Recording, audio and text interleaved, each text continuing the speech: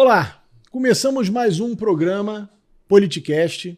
Hoje eu tenho assim a honra de receber um cara que eu tenho assim uma profunda admiração, um gestor extremamente competente, foi o deputado federal mais votado da última eleição aqui no PSD, secretário de saúde. Nós vamos falar de política, nós vamos falar de saúde. Hoje tem dos temas mais diversos, é de agulha bomba atômica hoje o programa.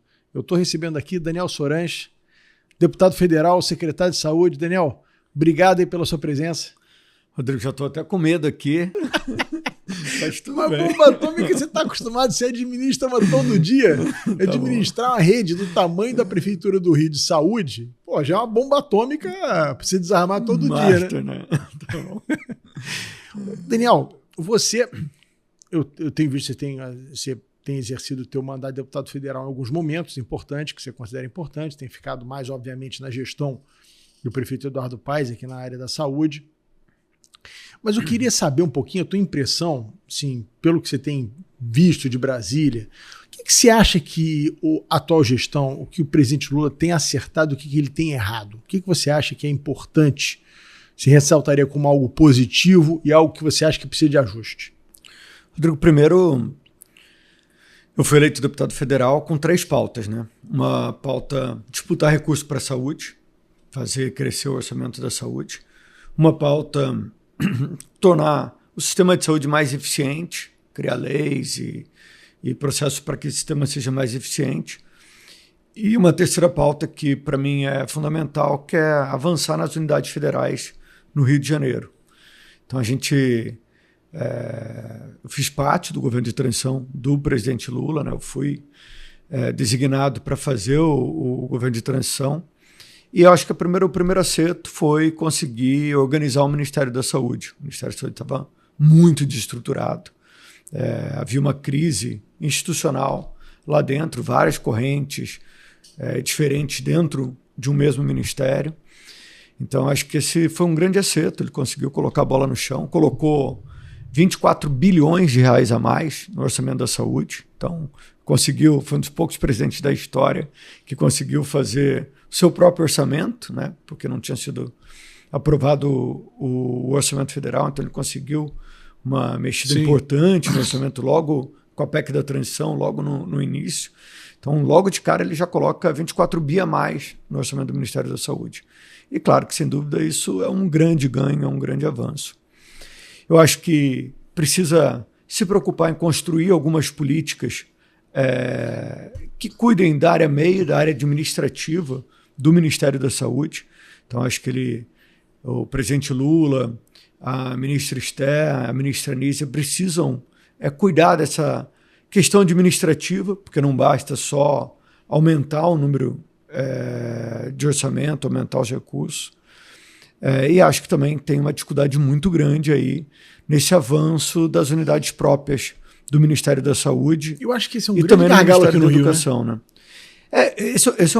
Falando um pouco da política nacional, esse é um gargalo das instituições federais, né? Você olha as universidades federais e os próprios hospitais federais têm uma dificuldade grande no mecanismo de fazer gestão. Então, tem coisas que precisam mudar na administração pública que não podem continuar dessa mesma maneira. Sim. Uma afirmação que eu não sei se você concorda, mas que o problema do Rio não é hospital, você tem até demais. Eu acho que o grande problema é essa falta de gestão do SUS partindo do governo federal. Eu também não acho que seja desse governo, é uma coisa que vem já há muito tempo, né?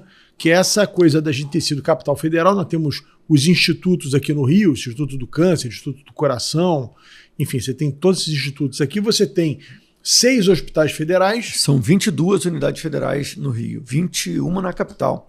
Tem Antônio Pedro lá em Niterói, que é um super hospital. Um abraço para os meus amigos do Antônio Pedro. E a gente não consegue fazer essa coisa trabalhar integrada, né, cara? É uma coisa assim, meio complicada essa gestão dessas unidades federais associadas, fazer o papel delas no SUS, né? Rodrigo, tem um problema que é um problema de base, né? A administração direta está cada vez mais difícil. Vou te dar um exemplo de compra de medicamento. O Brasil, hoje, faz 4.000 licitações por ano, 4.000, para comprar dipirona. Você imagina 4 mil processos administrativos com um autorizo da Procuradoria de cada órgão, da publicação em Diário Oficial, lançamento do processo licitatório todo, o planejamento, depois os recursos desse processo. 4 mil para comprar um medicamento. Loucura, né? Isso é inviável, nenhum país do mundo compra assim mais. Não tem como. Se a gente não mudar essa forma na administração direta, essa e outras coisas, a gente não vai avançar. E o governo Lula precisa cuidar disso. Assim, a gente precisa avançar. Eu tenho um projeto de lei meu, que é a criação de um marketplace. Já passou na SFT, agora só falta passar na CCJ. E depois ele vai para o Senado. É um projeto que permite um novo dispositivo de compra por marketplace. Você pode entrar e fazer... Cada ente pode ir lá empenhar e compra sem planejamento, mas pode fazer o empenho, recebe e o vendedor tem 30 dias para entregar, o comprador tem 30 dias para comprar, senão não vende mais e não compra mais. É um projeto que eu fiquei 1 ano com ele e que podia ter sido uma MP no início do governo. Sim. Para que a gente pudesse acelerar isso. É uma parceria com o MGI, eu tenho discutido bastante com o Ministério de Gestão, mas é algo que precisa fazer. Só nisso, só nesse formato de comprar só com medicamento, a estimativa de economia é de 6,2 bilhões de reais. Você imagina economizar... E agilidade, né? Não, e simplicidade, agilidade. Daniel, o que você deve perder de tempo com esses procedimentos administrativos e deixar de cuidar do que interessa, que é da saúde da população, eu imagino que é uma loucura. Não, é uma loucura. E é uma loucura que só o Brasil faz. Se olhar o Chile, como é que o Chile compra? O Chile tem o Chile Compras, que, cara, é um mega marketplace, vai lá e compra. Pega o governo americano, a Dinamarca, os principais países europeus. É como se o governo federal fizesse uma grande ata e as pessoas vão aderindo lá e comprando.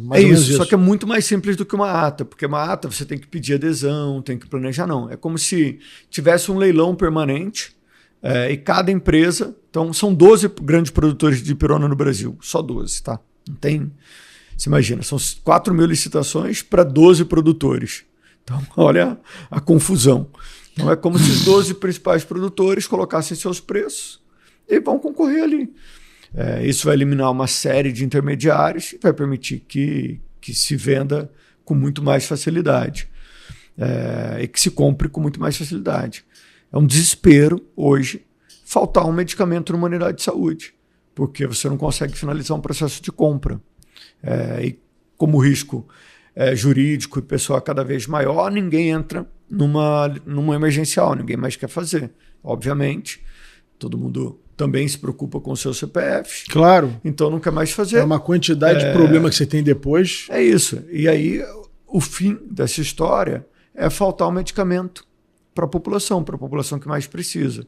Então eu criei esse projeto para garantir acesso à população, mas também, obviamente, para gerar economia. Então, a economia é um efeito secundário desse processo, é um efeito importante, mas o objetivo é garantir acesso. E essa é uma crítica que eu tenho ao governo Lula nesse momento. Precisa se inovar nos processos de gestão, porque não vai adiantar você só aumentar recurso, precisa aumentar. Eu defendo que a gente tenha aumento de recursos para a saúde, mas se a gente na outra ponta não cuidar da eficiência, a gente vai morrer. Né? Não resolve. Agora, assim, a gente que é a favor do município assumir esses hospitais federais, isso já foi feito no passado, deu problema, porque acabou que o repasse do governo federal vai ficando congelado, e saúde, você sabe melhor que eu, o céu é o limite, né? Você vai embora... E nós conhecemos essa história bem, né? Os cariocas sabem o quanto que isso é uma crise. Né? Então tem gente que é a favor, tem gente que é contra por essas questões para acabar isso consumindo o orçamento da prefeitura e inviabilizando o que a prefeitura hoje faz e faz bem. Então assim, qual você acha que é a solução para esses hospitais federais no Rio? Porque eu acho que hoje é o grande gargalo da saúde pública no Rio de Janeiro. Porque se os hospitais federais hoje fizessem a média e alta complexidade, né, fazer as cirurgias para poder reduzir as filas, a gente fala tanto em fila de CISREG, mas as pessoas acho que não entendem, era bom até se explicar, porque a fila do CISREG muitas vezes são questões que têm que ser feitas pelo Estado e pelo governo federal, porque a média é alta complexidade, né? É isso, são 360 procedimentos no CISREG, são 360 filas. A maior parte dessas filas são procedimentos simples, que a Secretaria de Saúde Municipal faz e todas as secretarias municipais de saúde fazem, mas tem mais ou menos 30% dessa fila que é média e alta complexidade. Que no Sistema Único de Saúde, a média e alta complexidade, normalmente ela é feita pelos estados.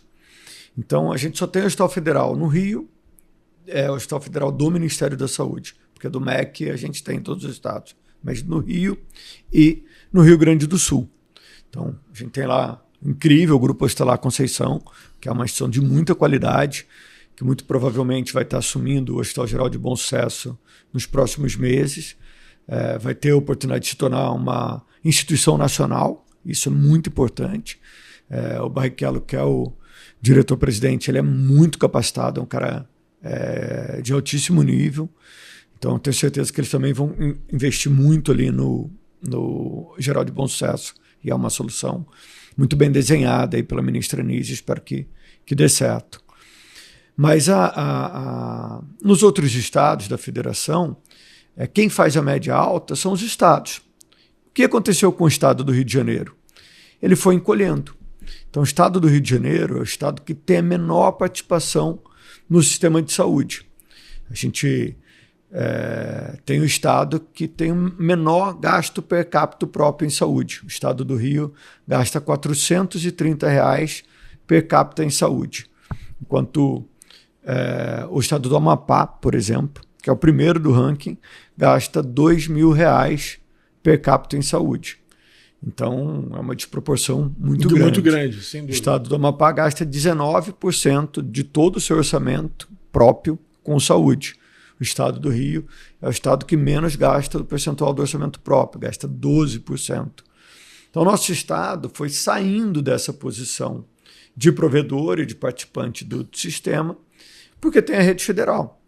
Normalmente, essa rede federal era para ter sido estadualizada. É absorvida pelo Estado. Absorvida pelo Estado. Se algum dia eu for secretário estadual de saúde, eu vou querer, obviamente, aumentar a minha participação na execução da média e da alta complexidade. Eu vou querer cumprir essa função do Estado, que ela é muito importante. Então, o natural seria que esses hospitais federais fossem estaduais e que os grandes institutos fossem referência e formuladores de política. Então, quando o presidente Lula cria o INTO, que é um hospital incrível, de primeira linha, ele é para ser mais do que um hospital. Ele é para formular política para o Brasil todo. Ele é para referência, né? Ele é para definir as bases de compra de órtese e próteses de todo o país. Ele é para desenvolver tecnologias que façam que o Brasil possa ser autossuficiente na produção de determinados insumos. E a mesma coisa o INCA. E o INCA já foi assim no passado. Quem lembra do INCA na época da fundação sabe o quanto que ele é importante. A gente tem uma política anti-tabagismo bem instituída no Brasil, se as pessoas pararam de fumar, e a gente teve uma estruturação dessa política. Foi Partiu do INCA, né? Partiu do INCA que fez, no governo Serra, né? Então, e também no governo Lula. Então, o INCA tem um papel de protagonismo que foi se perdendo ao longo do tempo, que faz muita falta. Eu tive recentemente no Instituto de Câncer da Dinamarca. Eles organizam toda a política do país. Tá certo que é um país muito menor, mas eles têm uma centralidade na organização da política, no desenvolvimento de tecnologias, na avaliação de incorporação do que vai ser feito ou que não vai ser feito. Então, eu acho que é fundamental que a gente retome esse protagonismo e que a gente, na cidade do Rio, no estado do Rio, a gente organize quem é responsável pelo quê, novamente. Achar que o Ministério da Saúde, lá de Brasília, vai conseguir dar conta de tudo é um erro. Achar que dá para manter do jeito que está também é um erro. Não é mais viável hoje você ter todo mundo RJU, todo mundo estatutário com estabilidade. Isso não é mais viável, a gente está vendo. Não é à toa que a gente, há muitos anos, não consegue avançar em algumas áreas. Então, até porque você inibe, né, o funcionário estatutário dele trabalhar em outras unidades. Ele tem uma limitação, né? É claro, assim, o Ministério de Gestão limita o número de funcionários estatutários que você pode ter, porque claro que tem seus motivos fiscais e de gestão. E a gente precisa criar alternativas para que a gente possa manter a estabilidade do insulamento burocrático da Polícia do Estado, mas também garantindo flexibilidade para que as coisas possam acontecer. A Fiocruz tem um bom modelo, né? A Fiocruz, sou servidor de lá, então a Fiocruz tem um modelo forte de estabilidade com servidores, mas também tem a sua fundação de apoio, a Fiotec, que primeiro foi a Inspitec, depois virou Fiotec, onde também dá flexibilidade para você poder comprar com facilidade, você ter aumento dos quadros de funcionário, para você poder executar determinadas políticas públicas. Se não fosse a Fiotec, por exemplo, a Fiocruz não tinha conseguido fazer o hospital na época da Covid, por exemplo. O Instituto Nacional de Infectologia. Sim. Então a Fiotec é muito importante na Fiocruz hoje, e seria bom o Ministério da Saúde olhar aí como pode fazer isso também com os grandes institutos e com coisas. Não estou falando para continuar crescendo com a Fiotec, porque a Fiotec tem um limite, ela já é muito grande, mas precisa se ver outras estratégias para isso. Hoje, infelizmente, a maior parte dos funcionários do nível central do Ministério, do próprio prédio do Ministério, são contratos pulverizados, fora do objeto, às vezes com a Fiotec, às vezes com OPAs, às vezes com organismos que não têm o objeto principal, que é fazer gestão. Então, poderia se utilizar a própria ADAPS para resolver a situação. Né? Agora, eu queria te fazer uma pergunta, Daniel, porque assim, a gente está avançando no mundo de forma muito rápida. Se a gente pensar que em 2016, quando você foi secretário pela primeira vez, né, terminou seu primeiro ciclo como secretário, você não tinha nem chamada de vídeo pelo WhatsApp. Também. E hoje você se interage, hoje você tem uma quantidade de recursos, né, de comunicação muito forte. O que eu queria saber de você é o seguinte: por que não se utiliza mais, de forma mais contundente, haja visto que algumas especialidades são muito difíceis do poder público contratar? A gente sabe, se encontrar outro dia, eu tenho filho pequeno, né? Eu tenho filho de tudo quanto é idade. Eu já sou avô, tenho filha pequena, tenho filho de 32, tenho filha de 1 ano e meio, tem para todos os gostos. Mas eu fico olhando, por exemplo, outro dia eu precisava de um neuropediatra. É quase que impossível você achar um neuropediatra. Por que não se usa telemedicina? Rodrigo, eu nem sei sua opinião sobre isso, estou perguntando. Não, cara, a telemedicina é o futuro, vai acontecer e espero que aconteça logo. Muitas coisas a gente já utiliza que às vezes não aparecem, então a gente tem todos os nossos laudos de eletro, a gente faz com teleeletro, já faz tele na clínica, o cardiologista lauda. Hoje todos os nossos tomógrafos e exames de imagem, a gente já tem um sistema no Supercentro Carioca de Imagem em que a gente tem um laudo à distância e também já emite o laudo à distância. A qualidade melhora, então o exame fica mais apurado, tem uma qualidade melhor. No Supercentro Carioca, por exemplo, a gente tem a mamografia. Por inteligência artificial, a máquina do mamógrafo já consegue mostrar as mamografias que podem ter alteração para o radiologista olhar elas antes e emitir o laudo antes. E imediatamente já emite o chamado para aquela pessoa fazer uma biópsia de mama. Então isso agilizou muito os processos com tecnologia, com telemedicina. Hoje todos os nossos exames laboratoriais saem 3 dias úteis pela internet. Então a gente avançou muito com tecnologia. E o diagnóstico mais rápido você consegue prevenir uma série de coisas. Né? A gente tem a Teleneuro, por exemplo, que eu tenho um neurologista que dá aparecer para todos os hospitais da rede, consegue olhar a imagem em tempo real. Então a gente avançou muito. Agora, a gente precisa avançar na interação da telemedicina usuário-profissional. Eu acho que esse é o próximo passo, Estava previsto já para esse ano a gente conseguir avançar nessa telemedicina, usuário profissional. Algumas unidades já estão fazendo alguns pilotos com isso, principalmente na área da 3.3, na Clínica da Família Edma Valadão, a gente já tem isso com o Supercentro, mas isso precisa ganhar escala. Eu preciso conseguir ofertar isso para toda a nossa população. Por que a gente ainda não conseguiu fazer? Porque isso também demanda recurso financeiro, não é tão barato. Então, uma consulta médica na telemedicina ela é um pouco mais barata de uma consulta normal, mas ela continua sendo um valor importante. Então, a gente precisa ir fazendo aos poucos essa transição, mas eu acho que já na próxima gestão, talvez já no próximo ano, a gente tem um processo muito mais veloz de telemedicina. No sistema público brasileiro ainda é muito raro a gente ver iniciativas como essa. No sistema privado a gente já vê algumas unidades fazendo isso bastante, já avançando. E é possível, isso é uma realidade que vai acontecer e que certamente vai trazer muitos benefícios para o sistema, se a gente souber controlar os possíveis efeitos colaterais que podem ter nesse processo. Mas a gente viu na pandemia que é possível utilizar a tecnologia sem desumanizar. Sim. Então... porque eu imagino, por exemplo, o cara, a telemedicina ela pode impedir você às vezes, de superlotar as unidades de forma desnecessária.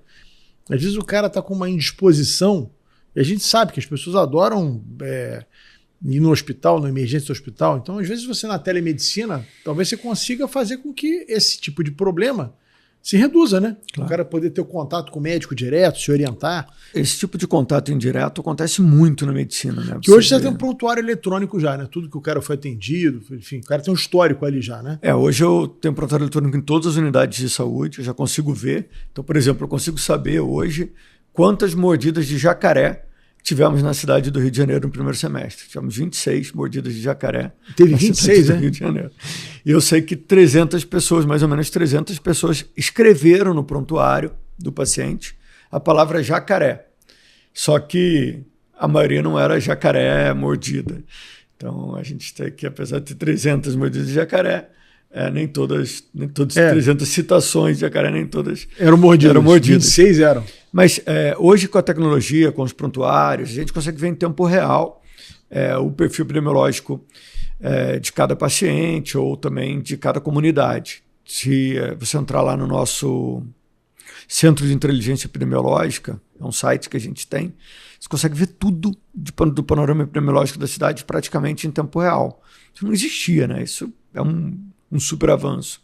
Mas sem dúvida, informação é tudo. Né? E não é um avanço natural, ela ia acontecer. Assim, era meio óbvio, é impossível a gente achar que alguém ainda ia conseguir trabalhar em papel no mundo de hoje.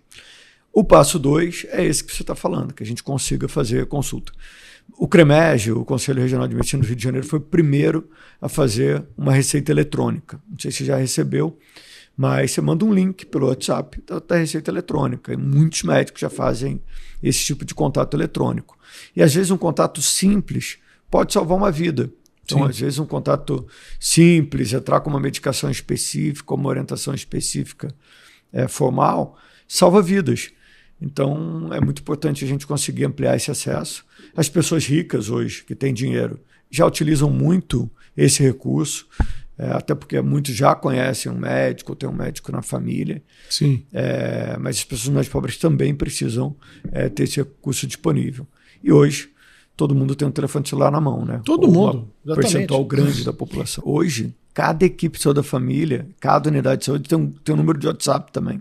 Sim. Que é uma loucura. Facilita, né? Era impensado isso. Claro. Imagina. Isso foi uma evolução enorme. 10 anos atrás, eu falei, meu Deus. Mas o que eu queria te perguntar é o seguinte, a gente passou esse momento crítico da pandemia de Covid, né? O que mais te preocupa hoje no Rio de Janeiro, e óbvio, no mundo também, mas o Rio tem as suas peculiaridades, qual é, assim, digamos assim, em termos de epidemia ou até endemia, né? O que mais te preocupa hoje em termos de saúde do carioca? Rodrigo, tem duas coisas que são sempre uma preocupação. Uma é gripe. Calor, frio, inverno, gripe. As pessoas, tem muita gente que não se vacina, a gripe é a doença que mais mata. Então você fala, olha, Sorange, o que se mais preocupa? É uma epidemia de gripe, porque isso interna muito, mata muito. A minha pequena está 6 meses doente. 6 meses que ela vai e volta, porque aí começou pré-escola e vai e volta, tá? A gripe é muito preocupante e nos meses de inverno, nesse período que a gente está, ela é uma preocupação especial. E, cara, gripe é uma doença imunoprevenível. Então, é muito importante que a gente consiga fazer uma cobertura vacinal boa. A eficácia da vacina da gripe ela é boa? Ela é muito boa, né? Ela pega 3 tipos, pega a influenza A, H1N1 e H3N2. Então, influenza B, H1N1 que são as mais comuns. H3N2 são as mais comuns. Todo ano ela é atualizada, né, para cepas que circulam na Europa. A gente atualiza porque vão ser cepas do nosso inverno aqui. Sim. O Instituto Butantan faz isso muito bem. Mas eu tenho sempre uma preocupação que o Ministério da Saúde lance essa campanha só para grupos específicos. E o certo é a gente começar a vacinar desde o início para toda a população. Para você quebrar o vírus de circular. É isso, porque às vezes a sua pequena não pode vacinar, porque ela tem uma idade menor do que 6 meses ou por algum motivo. Se você consegue vacinar as outras pessoas em volta dela, os cuidadores, os pais, você consegue bloquear.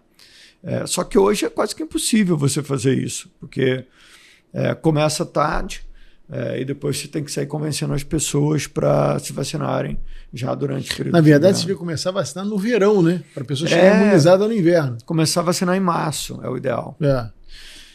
Mas então a gripe é uma preocupação. Eu acho que a gente precisa ter uma política mais estruturada em relação à gripe no país. E talvez a gente ter alguma vacina de gripe com um espectro, com uma abrangência maior do que a gente tem hoje. Porque provavelmente há algumas cepas que escapam a esse cuidado. A outra é dengue. No início do século, lá em 1904, a gente fez a primeira vacina da varíola aqui, teve a revolta da vacina no Rio de Janeiro e tudo. Você vê que a história vai se repetindo, né? Se começou um planejamento estruturado para eliminar algumas doenças. Se eliminou a varíola, teve um planejamento estruturado para eliminar a febre amarela. A febre amarela era um problema igual. Gravíssimo. Gravíssimo. Então, a gente conseguiu eliminar paralisia infantil, porque a gente agora até parece que teve já outros casos, mas era uma doença eliminada durante muito tempo. Eliminamos no mundo, né? Foi incrível.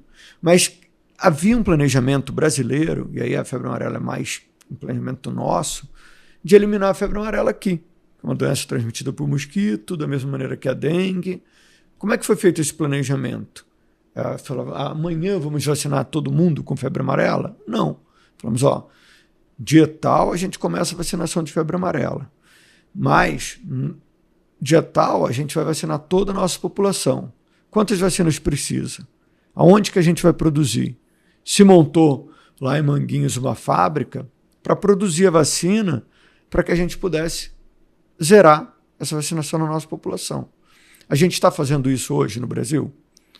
Porque a gente tem uma epidemia de dengue, tem uma vacina desenvolvida pelo Instituto Butantan, tem uma vacina internacional que é bem mais cara, de uma fábrica que não tem capacidade produtiva, que é a Takeda, hoje. Mas qual que é o nosso planejamento para o futuro? Quando que a gente vai ter toda a nossa população? E essa vacina vacinada? da dengue, ela tem a mesma eficácia que a da febre amarela? Ela basicamente te imuniza realmente? A gente está testando, né? A gente está testando em Guaratiba. Então... A febre amarela basicamente imuniza. Você toma, você não pega, não tem chance. E agora você toma uma dose. Antigamente durava só 10 anos, agora você toma e acabou. Toma e acabou. Então é uma vacina muito eficaz, né? E a vacina da dengue, a gente está testando ela. Ela é muito eficaz na população de 4 a 12 anos, ela é bem eficaz, é uma população específica. Mas a gente precisa ver como é que ela se comporta também nos sorotipos que estão circulando no Brasil. Então a gente está testando em Guaratiba, já agradeço a todos os voluntários aí na pesquisa Vacina Guaratiba. É uma vacina super cara, então é um investimento grande que o Ministério da Saúde está fazendo para que a gente possa testar essa vacina. Em Guaratiba estamos vacinando toda a população lá. E a nossa expectativa é zerar os casos de dengue nessa região, que é uma das regiões com maior incidência de dengue da nossa cidade. E poder mostrar, olha, essa vacina da Qdenga, além de ser uma vacina segura, que a gente já sabe que é uma vacina eficaz, que ela consegue eliminar a dengue nesse grupo de pessoas. E a vacina do Instituto Butantan, que a gente já sabe que é eficaz, a gente tem um planejamento para utilizá-la. Então, quando que a gente vai ter essa produção em larga escala do Instituto Butantan? Quando que a gente vai ter toda a nossa população vacinada para dengue? Então, essas são duas preocupações que eu acho que precisam ser colocadas no nosso planejamento e que eu espero que seja um dos legados do governo Lula, né? Que ele possa, talvez não resolver o problema, mas que ele possa deixar um planejamento estruturado. Nada nesse país aqui consegue avançar se você não tiver um planejamento de médio e longo prazo. E é isso, né? Cada um que entra vai mudando o que o outro fez. Você não consegue no Brasil, é muito difícil você no Brasil, por exemplo, a gente fala muito no Brasil em fazer uma reforma política, reforma institucional, e cada uma que vem é pior do que a outra, né? Por quê? Porque você faz Quem faz a reforma, que talvez seja, na minha opinião, a mais importante de todas, as pessoas dão um pouco, reforma tributária, reforma não sei o quê. Pô, você não pode ter no Brasil, assim, minha opinião, 5.800 municípios. Não dá. Você tem um município que o município é basicamente uma rua. Tem um município de 600 habitantes. Não tem recurso próprio, vive de repasse de ICMS, repasse. Aí você tem uma Câmara de Vereadores, um prefeito, não sei quantos secretários, não sei o quê. Entendeu? É uma despesa, é um gasto da máquina. Aí você vai fazer uma reforma institucional no Brasil, uma reforma política. Reforma institucional, que eu digo, é uma coisa mais ampla que a política. Você não consegue, quem vai fazer é quem está no poder. Quem está no poder não quer mudar a regra do jogo. Você não consegue fazer. Se você não fizer um troço para daqui a 10 anos, 20 anos, como está sendo feita a reforma tributária, está jogando lá para frente, você não consegue fazer. E na saúde isso é mais grave, entendeu? Na saúde isso simplifica os problemas porque as pessoas morrem, né? Então hoje a gente vê um sistema de saúde no Brasil que avança em alguns lugares, com muita qualidade. Então hoje o carioca tem uma expectativa de vida maior que a população americana, por exemplo. Não sabia disso não. A gente vive 77 anos, em média, na cidade do Rio de Janeiro. Já está tudo isso, é? Tudo isso. E o americano vive 76. E eles gastam com o sistema de saúde deles muito mais do que a gente. Então, é muito importante a gente estar atento aos resultados dessas políticas públicas. Mas, cara, isso não é uma realidade no Brasil todo. Então, essa desigualdade em relação ao acesso e cuidados de serviços de saúde no Brasil, ela é muito marcante e falta esse planejamento que você falou, né? A questão dos Yanomamis, por exemplo, é isso. A gente não tem um planejamento estruturado do que precisa ser feito a médio e longo prazo para as populações indígenas. Sim. Vai se fazendo um monte de remendo com ONGs, com ONGs, com contratinho ali, com contratinho aqui, mas eu não tenho uma política pública estruturada com processo administrativo, com o que vai ser feito, com o meio para se chegar ao resultado final. Então, essa sua colocação ela é perfeita. Se você não tem planejamento, na saúde é ainda mais grave. Sim.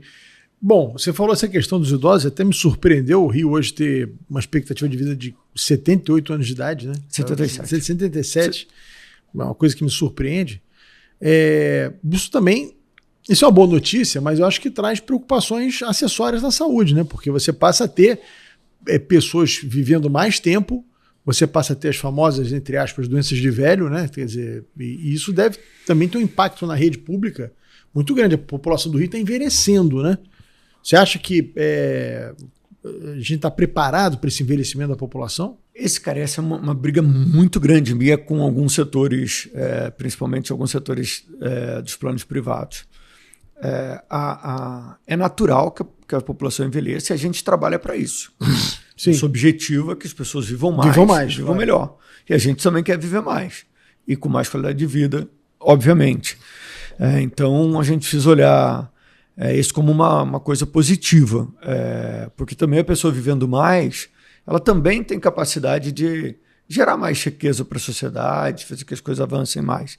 Se ela vive com mais qualidade de vida. Hoje, uma pessoa com 60, com 65 anos, está no seu auge profissional, Sim. consegue fazer coisas incríveis, né? Você pega hoje o nosso presidente da República, ou pega hoje grandes políticos, que já estão lá próximos aos 80 anos e ainda com muita capacidade de entrega produtiva e de formulação, e aquela pessoa também evoluindo assim na sua forma de pensamento. Então, isso é bom para a nossa sociedade, a gente vê mais.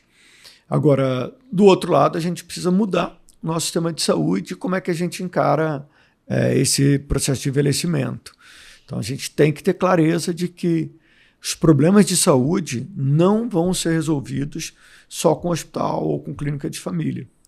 Grande parte dos problemas de saúde vão ser resolvidos com exercício físico. Você sabe quanto que isso é importante. Com cessação de tabagismo ou de outros hábitos que possam causar muito dano, como droga e outras situações críticas. E também com alimentação. Então, a gente precisa nas escolas, e aí você que está com os filhos pequenos, estimular que eles comam uma fruta todo dia. Todas as pessoas precisam comer uma fruta todo dia. Só que esse nem sempre é um hábito da população. E nem todo mundo consegue também, né? Você tem uma questão da pobreza, né? Fruta, em geral, não é uma coisa assim. Algumas são até mais baratas, mas outras nem tanto, né? É isso, a gente precisa tornar a fruta mais acessível. A fruta tem que ser mais barata. Não dá para a gente ter no Rio a tributação do Elma Chips menor do que a tributação da fruta e hortaliça produzida na região serrana, por exemplo. Não dá para viver essa situação. Sim. A fruta não pode ser mais cara do que um ultraprocessado. Eu acho que isso com a reforma tributária vai dar uma corrigida, né? Não, vai corrigir muito. Tá prevista uma correção importante. Acho que a reforma tributária é um ganho, principalmente no quesito alimentação, na cesta básica, na isenção a algumas tributações de alimentos. O governo, no final, deu uma jogada incrível, que colocou a carne também nesse processo, na isenção. Mas a alimentação ela é muito importante, ela é decisiva. Aqui no Rio, a gente proibiu, o governo do Paes, com uma lei da Câmara de Vereadores, a venda de ultraprocessados em escola. Não dá para a gente ensinar as nossas crianças a comerem. Mas isso deu uma confusão nessas festas juninas, Soraya. Você não tem ideia da confusão que deu. A escola da minha filha quase não teve festa junina, porque tinha uma confusão se podia ter salsichão, se não podia ter salsichão na festa junina, porque são coisas típicas, né, de festa junina. Quase tudo tem ultraprocessado de festa junina. Você vai fazer uma canjica, tem lá leite moça. Mas quando que começou salsichão em festa junina? A gente sempre teve salsichão. Sempre teve salsichão, quentão, canjica, cara, não sei o quê. A gente tem coisas incríveis para festa junina. A gente tem milho verde. Cara, o milho é incrível. Também, velho. E não é eu não como salsichão, mas tem que ter salsichão na festa junina, não tem jeito. A gente pode ter um churrasquinho feito na festa junina de frango, de carne. Tem, ué. Que é ótimo, não é ultraprocessado, entendeu? Sim. Feito ali na hora, direito. O salsichão hoje, com todo você vai fazer uma canjica, carinho ao leite salsichão, moça, por exemplo. Ele é muito nocivo. Os embutidos dessa maneira... Eu não como salsichão, mas as pessoas comem, que é uma tradição. A gente tem que saber que, cara, a gente pode criar hábitos que a gente tinha no passado que não tinham. Na fazenda no interior, na fazenda onde meu pai mora lá e coisa, não tinha ultraprocessado. Quem fazia o embutido era a gente mesmo. Sim. Entendeu? Você mesmo fazia ali sem conservante, sem aditivos químicos, e é muito parecido, só que as festas juninas típicas lá do Nordeste, tudo, as comidas são produzidas ali, não são industrializadas e vem uma salsicha industrializada, você não sabe nem o que tem ali dentro. Quando você vai ler o cardápio do que tem ali dentro, tem mais aditivo químico, corante, conservante, do que de fato o que tem. Então não é uma luta contra o salsichão, mas a criança ela pode aprender a comer comidas melhores. Então eu tenho brigado muito com as escolas, falado muito, que a gente não quer acabar com a festa junina. A gente quer que a festa junina seja um processo para aprender da nossa própria cultura. Como é que era a nossa própria cultura nas festas juninas do passado, ou talvez nas matrizes de festas juninas que vêm dos colonizadores lá da Europa. Eram coisas feitas na hora, coisas feitas na roça, coisas típicas. Então, pega o milho verde, pega aquela sopa ali, o caldo verde, que é feito de produtos ali na hora. Você pega churrasquinho e outras coisas que são comuns da fazenda, né? Sim. Então, eu tenho tentado estimular muito isso. É difícil para um secretário de saúde, a gente tem muitos problemas de assistencial, mas essa questão cultural da alimentação, a gente precisa retomar as nossas origens. Mas tem aquela coisa da pobreza também, né, Sorange? Por exemplo, você, assim, não come ultraprocessado, não come isso, não come aquilo, mas assim, é muito difícil você falar para uma família assim, que a mãe e o pai trabalham o dia inteiro, às vezes o filho fica sozinho com o irmão mais velho, você não vai dar um biscoito maisena, entendeu? Difícil. Não vai dar um biscoito creme cracker, entendeu? Às vezes é o que tem em casa para comer, assim, sabe? A gente... óbvio, eu entendo a tua posição de você buscar inversão, uma melhora da qualidade da alimentação que vai refletir diretamente na qualidade da saúde das pessoas, mas como é que você faz? Né? Claro. Não, Rodrigo, tem situações muito diversas na nossa cidade, né? A gente tem pessoas em situações de extrema pobreza, tem pessoas que têm uma condição financeira, tem um meio do caminho nessa história toda. Então a gente tem que tomar cuidado só para não ficar só em algumas situações. Cara, a gente precisa discutir com as mães, com os pais, que a alimentação do seu filho é uma coisa muito importante e que não se deve repetir padrões errados que a gente viu no passado, que a gente deve aprender com as coisas certas que a gente viu no passado. Então, se a gente tiver uma boa educação nas escolas, tiver uma boa orientação nas unidades de saúde e boas campanhas publicitárias, de fato, para alimentação melhorar e ser mais saudável, é muito importante. E o que você coloca da questão financeira, ela é crucial. Hoje a gente taxa mais comidas saudáveis do que comidas não saudáveis. Entendo. E isso é uma loucura. Não dá para nenhum país viver assim. Não dá para você isentar o que faz mal e sobretaxar aquilo que salva vidas. Sim. E aí está aí o nosso agro brasileiro que, cara... Explodindo. E se tem um país que tem possibilidade de ter comida saudável, é o Brasil. Claro. Agora, vamos falar um pouquinho de política. Você, o prefeito Eduardo Paes, é candidato à reeleição. Você, além de ser o deputado federal mais votado do PSD, você cuida talvez da área, digamos assim, que tenha mais visibilidade, né? Acho que junto com a questão dos BRTs, a questão da saúde acabou tendo uma visibilidade muito grande na atual gestão do prefeito Eduardo Paes, principalmente o Supercentro de Saúde, que ele, enfim, fala muito em todas as entrevistas, em todos os debates. O que você tem certeza que você foi o formulador do programa de saúde da campanha de reeleição do prefeito Eduardo Paes. O que você entende como prioritário para a próxima gestão na área da saúde pública? O prefeito fala do Supercentro, mas ele fala da Clínica da Família também, tá? Que o Supercentro é uma novidade, né? Tu fala o quê? Não, por que eu estou falando? Porque a base do sistema de saúde, ele é a atenção primária. Eles são as clínicas de família, são centros municipais de saúde, onde a gente consegue fazer que a população aumente a sua expectativa de vida, que ela viva mais, é ali, no dia a dia da unidade básica. É ali que eu conheço o hipertenso, o diabético, a pessoa no primeiro ano de vida, a gestante. E o Supercentro, ele é um complemento à atenção primária. Então, a pessoa vai no Supercentro Carioca de Saúde provavelmente uma vez ou duas vezes no ano, ou talvez a cada 2 anos. Na Clínica da Família, ela vai pelo menos uma vez a cada 6 meses, em alguns casos todo mês, em alguns casos toda semana. Então, aquele dia a dia da Clínica da Família, ele é fundamental para as pessoas viverem. Então, um hipertenso, ele pode ser que tenha que fazer um exame no Supercentro, um ecocardiograma ou alguma coisa, mas ele está todo dia ali na unidade básica, no programa Academia Carioca, fazendo exercício. Então, a prioridade de qualquer sistema tem que ser o Saúde da Família, tem que ser a base. E é claro que eu preciso complementar essa base com especialidade. Então, o prefeito fez o Supercentro Carioca de Saúde em Benfica, é uma unidade incrível, tem um hospital de olho, tem uma área de imagem que faz 70% das colonos e endoscopias da cidade, zerou a fila de broncoscopia, de densitometria óssea, zerou.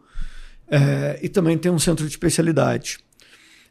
E ele tem um compromisso no plano de governo dele de fazer 2 outros supercentros, um na Zona Norte e um na Zona Oeste. Ele até falou isso recentemente no debate eleitoral.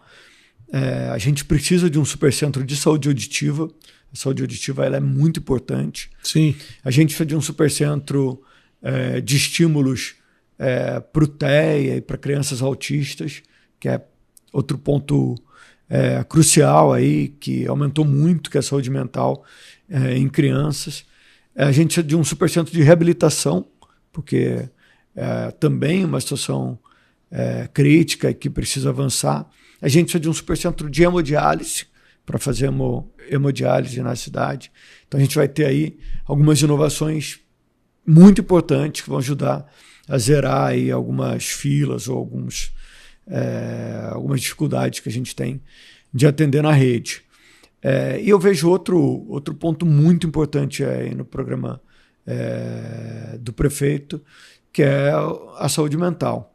A gente precisa avançar nos cuidados em saúde mental, principalmente no cuidado para as crianças autistas, mas para os outros problemas de saúde mental que estão presentes aí no nosso dia a dia. Uma coisa que eu vejo é uma dificuldade, e aí com o avanço da idade de expectativa de vida, eu acho que esse problema vai aumentar, é a questão da fisioterapia. Quem precisa de fisioterapia em geral precisa estar próximo de casa. O cara está com dificuldade de andar, está com dificuldade de se locomover. Né? A fisioterapia muitas vezes é nos membros inferiores. Exatamente. E não seria possível na clínica da família você ter unidades que fizessem fisioterapia? Isso é uma pergunta que eu faço porque às vezes você tem uma fisioterapia maravilhosa, o cara tem que pegar 2 ônibus para chegar, não sei o quê. Cara, o cara tá com problema de caminhar, tá com... Entendeu? Você já tinha me falado isso há 3 anos atrás, não tinha? Eu acho que eu já toquei nesse assunto com você já. Então, a gente hoje já tem, a partir dessa provocação e da sua colocação também, de várias outras pessoas, de incorporar o serviço de fisioterapia nas clínicas. Então, a gente está crescendo. Hoje a gente já tem 40 clínicas de família que já tem o serviço de fisioterapia. Pô, isso é muito bacana. E talvez pouco divulgado, sabia? Porque a gente não divulgou ainda, não divulgou. Tá bem... Divulgando aqui em primeira mão, primeira vez que eu falo isso publicamente. Então, lá no Najib Jorge Fará, por exemplo, no Jardim América, na Clínica da Família Felipe Cardoso. Então, o serviço de fisioterapia na Maria Cristina Ramos Palgaden, em Ramos. Então, o serviço de fisioterapia ele é muito importante, está próximo da casa da pessoa. Então, ele precisa estar na clínica, as clínicas já estão incorporando esses serviços e está no planejamento, na carteira de serviços, para que elas aconteçam em todas as unidades aí até 2026. Então, isso também está no planejamento da secretaria, no plano de governo muito do prefeito. Eu escuto a crítica uma vez, 2, mas na terceira eu resolvo e toco para frente. Não é à toa que você é bem sucedido, pô. Então, Daniel, queria muito agradecer. Daniel Sorange, eu falo Daniel, a gente acaba as pessoas entenderem que a gente está falando aqui com um cara que você já há 8 anos secretário de saúde. Você foi 4 na primeira gestão do Eduardo, né? Você começou em 2000. Comecei como subsecretário, eu estou 12 anos entre subsecretário e secretário. Exatamente, já há um tempo. Você vai bater o recorde do Gazola. Do Gazola. Já. Acho que eu já bati. O Gazola ficou o quê? 8 anos, né? Foi o secretário mais longevo da... Cara, ele foi secretário, ele ficou no governo Marcelo, depois ele assumiu no governo do César. E ficou um tempão. Ficou um tempão. O Gazola é maravilhoso. Assim, eu não conheci pessoalmente, mas a história é que ele era um secretário de saúde incrível, né? Ele era um ótimo secretário. E ele deixou um legado na secretaria, todo mundo ama ele lá. Ele dá nome ao nosso principal hospital, que é o Ronaldo Gazola Acari, que por sinal está lindo. Recomendo quem gosta de saúde, quem gosta de conhecer um pouco mais de sistema de saúde, vale a pena visitar, conhecer o Gazola. Tem um desempenho clínico excelente, é o melhor desempenho clínico da rede, eu acho que supera a maior parte dos hospitais privados. A gente está informando agora os nossos indicadores, comparando com os hospitais privados, os indicadores da ANAP. Então, Gazola é uma boa lembrança aqui. Pode ser que eu supere ele no tempo de gestão, mas vai ser difícil superar ele ali, porque ele é um secretário muito carinhoso. Daniel Sorange, muito obrigado pela tua presença aqui no programa. A gente fugiu um pouquinho de política, falou de saúde, mas acho que é importante as pessoas conhecerem o que está acontecendo, é uma área tão sensível para a população. Na verdade, Rodrigo, eu corri da política, porque eu falei, vou sentar nessa cadeira aqui, eu sei lá o que vai vir. E o Rodrigo é um político muito experiente, falei, pronto, vou ficar encrencado. Já fui, não sou mais. É assim. Mas eu queria franquear o microfone para que você possa fazer a tua despedida aí. Mais uma vez te agradecer. Eu sei que o teu tempo é muito curto, mas foi muito importante você vir aqui, porque tem muita coisa que as pessoas não sabem. Essa questão da fisioterapia, que você deu essa excelente notícia, coisas que estão acontecendo, coisas que vão acontecer. Foi muito importante a tua presença aqui. Não, André, primeiro dizer que para mim é uma honra poder estar servindo a cidade do Rio de Janeiro aí, junto à Prefeitura do Rio de Janeiro, ao prefeito nesse mandato. Não foi simples esse processo de ser candidato a deputado federal. Você já foi deputado federal, você sabe que uma eleição é um desafio, né? Um desafio grande, que não é um desafio trivial, principalmente alguém que é médico, que tinha uma carreira na área da saúde focado ali. Então, para mim, foi uma mudança. Eu agradeço muito, porque ser deputado federal tem a possibilidade de fazer muitas coisas, né? Você escreve ali a regra do jogo. Então, acho que a gente vai poder deixar o legado desse mandato, um legado a gente dá autoridade também, né, Daniel? Porque você, na medida em que você é testado nas urnas e é aprovado, você é eleito, ainda mais com a votação que você teve, demonstra que o teu trabalho está no caminho certo e você tem autoridade para poder ir bater na porta do ministério, exigir mais coisas. Óbvio que isso é muito importante. E, Rodrigo, você cria leis para facilitar a vida, né? Essa questão do marketplace, eu discuto isso há 10 anos na Fiocruz. Hoje eu estou podendo implementar, tocar, entendeu? Mudar a realidade de todos os secretários de saúde do país, gerar economia. Então eu sou muito grato, acho que é uma experiência incrível. E é um prazer estar aqui. Assim, eu acho que a gente tem essa capacidade de ter que entregar serviço, trabalhar, mas é muito importante comunicar. Então, obrigado aqui pelo espaço no podcast. Olha, eu quero muito agradecer a você que nos assistiu até agora. Queria pedir a você que gostou, que curta, porque faz o nosso programa ir mais longe. Se você não é inscrito, se inscreva no nosso canal e espero que você possa estar nos acompanhando sempre, porque a gente tenta sempre manter uma qualidade de alto nível no programa, como vocês acabaram de ver no programa de hoje. Muito obrigado.